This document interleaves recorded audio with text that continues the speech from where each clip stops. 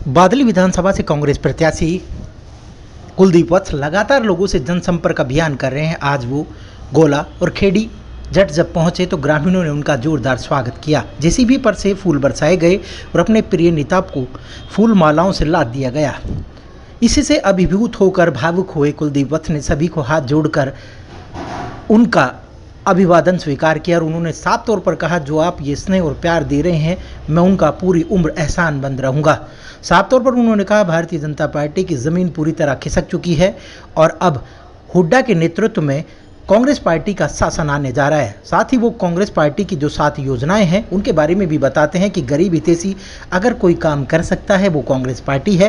Congress party ने सदा ही गरीब, मजदूर और किसानों का हित चाहा है। उन्होंने कहा, आर्मी को भी प्राइवेट करने का काम भारतीय जनता पार्टी ने किया। उन्होंने बताया कि किस तरह से पहलवान हो, सरपंच हो या कर्मचारी हो, उन्हें लाठी डंडों से पीटने का काम इस अहंकारी भाजपा सरकार ने किया। साफ तौर पर उन्होंने कहा, किसान भाई जब धरने पर थे तो उन्हें पाकिस्तानी, खालिस्तानी और ना जाने कितने ही शब्दों से उनको बोला गया। साथ ही उन्होंने कहा कि भारतीय जनता पार्टी जो हमारे शहीद हुए उन्हें शहीद बोलने तक को शर्म आती थी। जब हम चौधरी भूपेंद्र सिंह हुड्डा विधानसभा में उनके लिए 2 मिनट का मौन रखना चाहते थे, लेकिन इनका अहंकारी राजा जो मुख्यमंत्री ने मौन रखने से साफ तौर पर मना कर दिया। साफ तौर पर उन्होंने कहा, आज जो अपने कौम हितैषी होने की बात करते हैं तो बिल्कुल साथ लगती हुई धनखड़ खाब की बिटिया को जिस तरह से बर्बरता की गई, उसके बाद खेल मंत्री का सपोर्ट भी भारतीय जनता पार्टी के नेता कहते रहे, हम इनका इस्तीफा नहीं लेंगे। साफ तौर पर इनकी मानसिकता बड़ी ही खराब है। लेकिन अब की बार 7 गारंटियों और अन्य किसान हितैषी योजनाओं के साथ भूपेंद्र सिंह हुड्डा सत्ता में आएंगे तो गरीबों के लिए 100 गज का मकान और 3.5 लाख रुपए उस पर बनाने के दिए जाएंगे। 6,000 रुपये वृद्धा पेंशन होगी। 2,000 रुपये 18 साल से 60 साल की बिटिया को दिया जाएगा।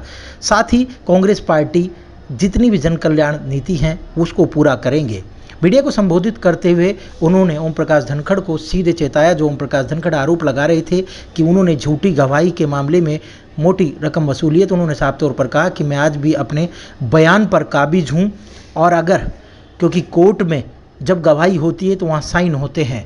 अपने आप को लेक्चरर बताने वाले ओम प्रकाश धनखड़ को मैं चैलेंज करता हूं कि अगर वो इस बात को साबित कर दे तो मैं राजनीति से इस्तीफा ले दूंगा, क्योंकि 5 तारीख को चुनाव होने उससे पहले वो चीज़ साबित कर दे, मैं उसी दिन, उसी पल, उसी मिनट इस्तीफा दे दूंगा। मैं चैलेंज करता हूँ, और नहीं तो वो जनता के बीच आकर माफ़ी मांगे।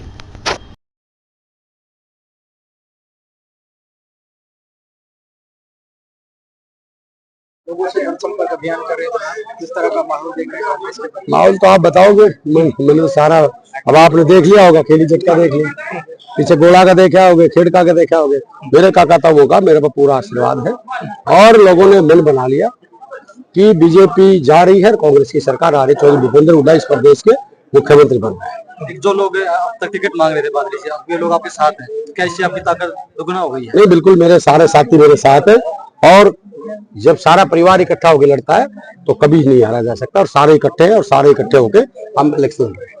हिमाचल प्रदेश के सांसद कंगना रनौत लगातार किसानों पर हमलावर है और बयानबाजी कर रही है। ये बीजेपी के लोग, मैंने कहा ना, ये किसान विरोधी है, महिला विरोधी है, पहलवान विरोधी है, फौजी विरोधी है, हमारी फौज के खिलाफ है, कर्मचारी विरोधी है। इन लोगों के दिमाग में अहंकार के घोड़े पे सवार है। इन्होंने ना किसान की शर्म है, ना बहन बेटियों की शर्म है, ना व्यापारियों की, ना मिडिल मैन की, किसी के नहीं।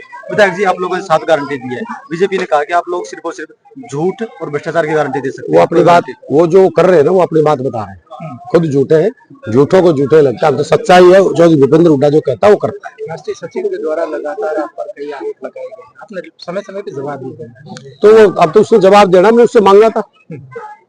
मुझे तो 4 दिन हो गए, मैं जवाब का इंतजार कर रहा हूँ। और बादली की जनता से माफी मांगना चाहिए, उसने जवाब देना चाहिए, देना चाहिए, नहीं देना चाहिए। मैं कायम हूँ यार, मैं 5 तारीख तक कायम हूँ।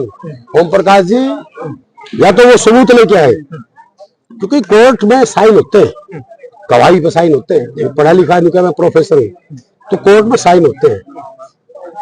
तो वो उस कोर्ट के डॉक्यूमेंट को निकलवा के दिखाए बादली की जनता को, भैया कुलदीप वत्स ने काम किया था, नहीं तो माफी मांगे। और मैं, अगर कोई ऐसी बात होगी तो मैं राजनीतिक से मैं संन्यास लूंगा। और मैंने तो ये भी कहा कि मसल माँ बाप का अपना खून हूँ, तो मैं कतई इस बात पे ये हूँ कि उसी टाइम राजनीतिक छोड़ दूंगा। नव प्रकाश असल माँ बाप का अपना खून है, तो इस बात को प्रूव करें।